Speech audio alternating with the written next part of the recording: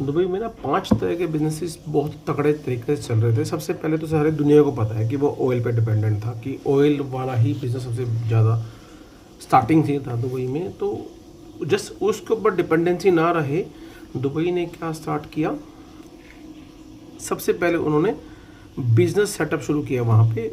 हमारे यहाँ पे जो भी आएगा उसको इनकम टैक्स नहीं लगेगा।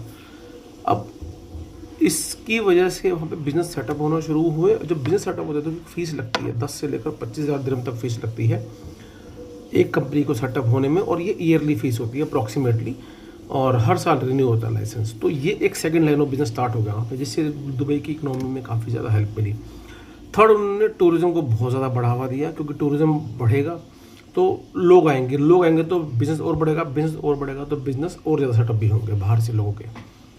फिर थर्ड, उन्होंने गोल्ड पे था, या शुरू से गोल्ड उनका फेमस था, तो जितने ज़्यादा टूरिस्ट आएंगे तो गोल्ड भी बिकेगा। यस, गोल्ड बिकेगा। लोग वहाँ से गोल्ड पहन के आ जाते थे, क्योंकि गोल्ड पहन करके आने में ज़्यादा मनाही नहीं थी, कस्टम का इशू नहीं था, कुछ लिमिट थी। जेंट्स और लेडीज़ के ऊपर डिपेंड करता है वो क्या लिमिट थी। और अब उसके बाद रियल एस्टेट बूम कर गया। वो कैसे हुआ बूम, उसका भी कारण था। टूरिस्ट आएंगे, रुकेंगे, होटल बनेंगे, ज़मीन महंगी होगी तो फिर लोग और आएंगे। ज़मीन महंगी हो रही है तो उन्होंने फिर रेजिडेंशियल का निकालना शुरू कर दिया। जब रेजिडेंशियल निकालना शुरू किया तो फिर और ज़्यादा वहाँ पे इजाफा होने लग गया इन विजिटर्स का। चलो इसी बहाने प्रॉपर्टी देखेंगे, जो विजिट भी करी आते हैं, घूम फिर भी आएंगे।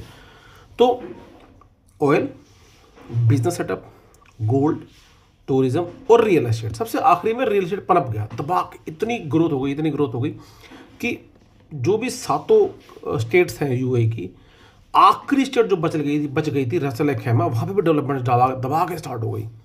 अब हो गया युद्ध, टूरिस्ट रुक गए, गोल्ड रुक गया, फ्लाइट बंद, जो लोग इन्वेस्टर थे वो अटक गए फिलहाल थोड़े समय के लिए। ये भगवान जानता है, या जो भी जियोपॉलिटिक्स चल रही हैं वो जानते हैं कि कितने समय के लिए अटक गए। तो 5 धंधे बंद हो गए। जब 5 धंधे बंद हो गए तब गोल्ड भी अटक गया, सब अटक गया। अब दुबई स्ट्रगल कर रहा है, सिर्फ इतना नहीं कि वॉर से स्ट्रगल कर रहा है बाहर से, अब वो इंटरनल भी स्ट्रगल करेगा अभी।